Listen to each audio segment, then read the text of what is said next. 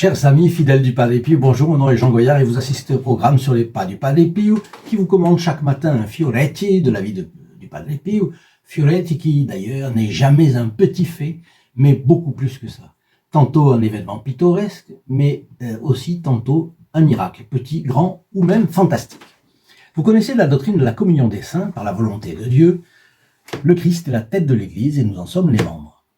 À cause des mérites du Christ, la confiance en Dieu, les sacrifices ou les prières de tous les membres de l'Église militante peuvent profiter non seulement à leurs acteurs, mais aussi aux âmes de leur choix. C'est la raison pour laquelle une seule messe célébrée pour notre chaîne peut déverser sur les fidèles du Padre Pio qui le désirent les grâces dont ils ont besoin à ce moment. Vous pouvez en bénéficier en vous abonnant gratuitement à la chaîne. Vous entrez instantanément dans les intentions du prêtre célébrant une messe le vendredi à midi qui suit votre clic d'abonnement et actionnez la clochette, n'est-ce pas?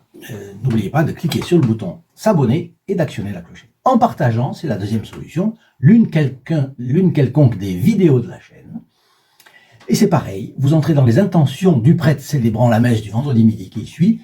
Nous sommes confinés et privés de messe. Vous pouvez vous voir ainsi attribuer les mérites d'une très belle messe. Elle sera dite pour vous et pour ceux auxquels vous partagez la vidéo. Je crois que vous n'hésiterez pas pour en profiter et faire ce cadeau à quelqu'un qui vous est cher. Aujourd'hui, nous discutons ensemble d'un thème vraiment intéressant. Le purgatoire existe-t-il?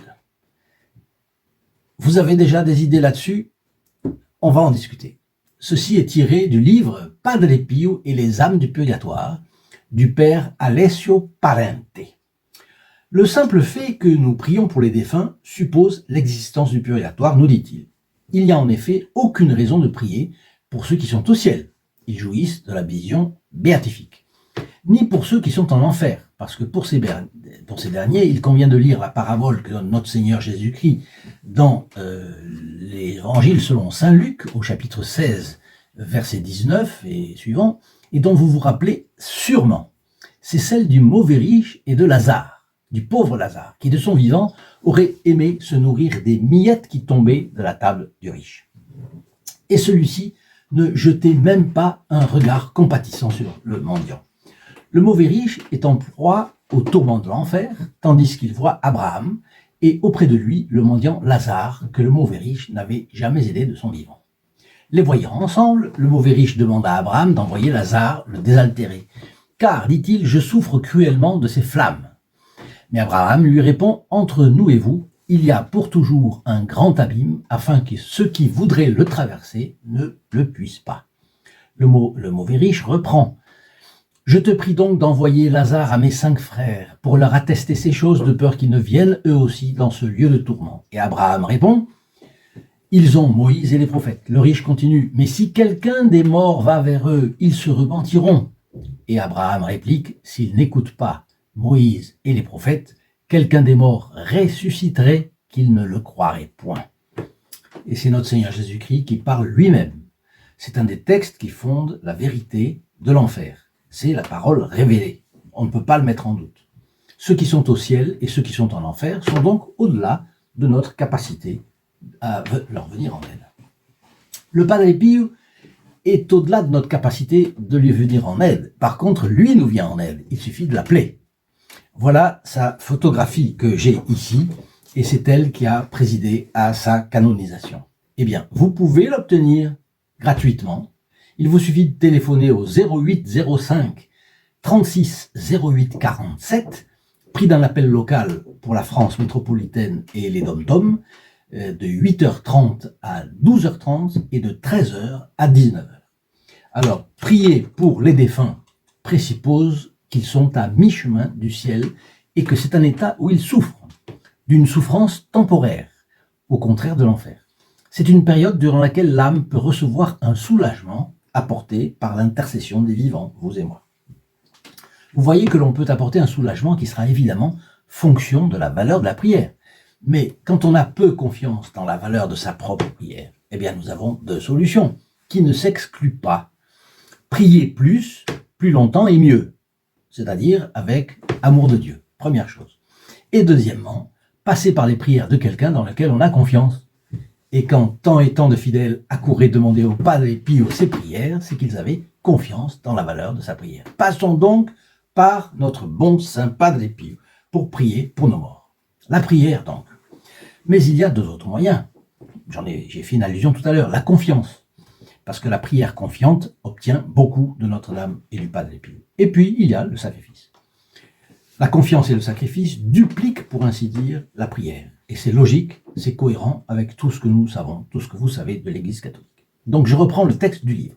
Ce passage vers le ciel peut être un lieu ou simplement un état d'expiation et de contrition, pour ceux que l'ange de la mort a appelés avant qu'ils n'aient pu réparer entièrement leurs péchés commis en ce monde. Le fondement théologique de cela, c'est qu'au paradis, il ne peut rien entrer d'imparfait. Le paradis est indemne de tout mal, indemne de la moindre corruption, indemne de la plus infime impureté. L'Église ne nous donne pas d'informations sur le lieu où se trouve le purgatoire, ni sur la nature exacte de ses peines, mais il semble que tout n'y ait pas douleur.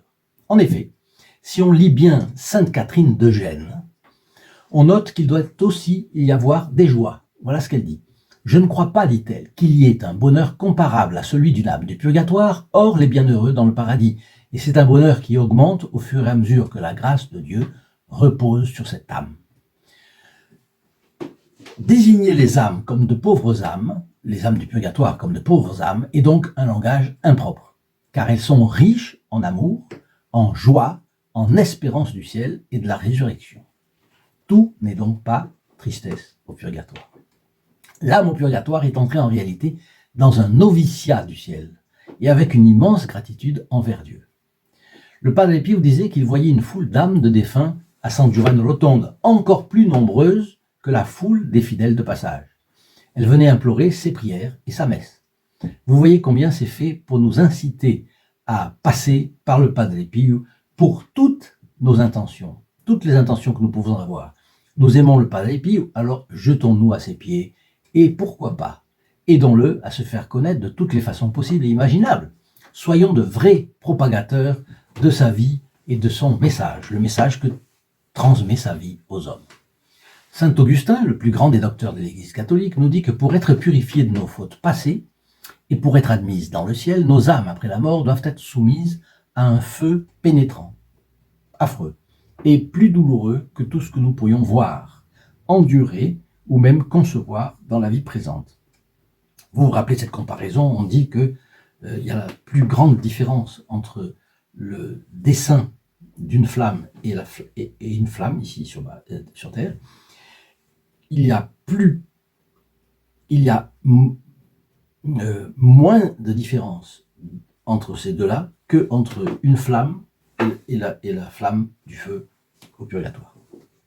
Bien que ce feu soit destiné à laver et purifier l'âme, ajoute-t-il, il est plus fort que tout ce que nous pourrions supporter sur cette terre. Donc, l'existence du purgatoire est certaine. Si certaine qu'aucun catholique ne peut admettre un doute à son sujet. Depuis les tout premiers débuts de l'Église, l'existence du purgatoire fut enseignée et acceptée comme une vérité de foi partout où l'Évangile a été prêché. La doctrine en a été révélée par les Saintes Écritures et transmise par la tradition, enseignée sous le sceau de l'infaillibilité de l'Église et reçue avec dévotion par les millions et millions de fidèles à travers les temps. Alors je vois la question qui vient à quelqu'un, source scripturaire du purgatoire, eh bien elle existe. La première source scripturaire de cette vérité se trouve au 2e livre des Maccabées, chapitre 12, paragraphe 43-45, qui montre la noblesse et la valeur du sacrifice expiatoire. C'est dans l'Ancien Testament, donc là aussi c'est la parole révélée. On y parle de Judas Maccabée, chef de guerre. Voilà ce que dit la Bible, car s'il n'avait cru que les soldats tués dans la bataille dussent ressusciter, c'eût été chose inutile et vaine de prier pour les morts. Voilà pourquoi il fit ce sacrifice expiatoire pour les morts, afin qu'ils fussent délivrés de leurs péchés. Certains, Luther, Calvin, et à la suite les protestants, ont tout simplement dit non, cette histoire-là, c'est récent, c'est l'Église qui l'a introduit dans ses preuves scripturaires au Concile de Trente. Non, c'est la Bible, la parole révélée. Luther, vous savez ce qu'il faisait? Il déchirait certaines pages de la Bible pour éviter un problème. Bon, À propos du purgatoire et de la nécessité d'offrir nos prières et nos bonnes œuvres pour le repos éternel des âmes qui s'y trouvent, le Concile de Trente, justement, 1545-1563, déclare la chose suivante. Il a été établi que les peines temporaires dues à nos péchés doivent réparer sur terre avant la mort, ou bien après la mort au purgatoire, avant que nous puissions être admis dans le royaume céleste de Dieu, le paradis. Il a été confirmé et déclaré à plusieurs reprises que ces âmes retenues au purgatoire peuvent être aidées par les prières et les suffrages des fidèles, et spécialement la Sainte Messe. Et voilà pourquoi vous savez que le groupe des protégés du Padre Pio, qui sont qui sont les membres du groupe qui soutiennent cette chaîne avec un sacrifice régulier, économique, eh bien eux, nous leur donnons le bénéfice d'une messe par semaine, et vous voyez que c'est bien de justice puisqu'ils font ce sacrifice, et que si tout ce qui se passe ici se passe, c'est grâce à eux. Eh bien, chers amis, je vous laisse vous pouvez aller en dessous de la description de cette vidéo, vous pouvez aller voir exactement la page qui concerne les protégés du Padre Pio. Je vous y donne rendez-vous si vous le souhaitez. Je vous laisse avec la bénédiction du Padre Pio et à demain. Au revoir.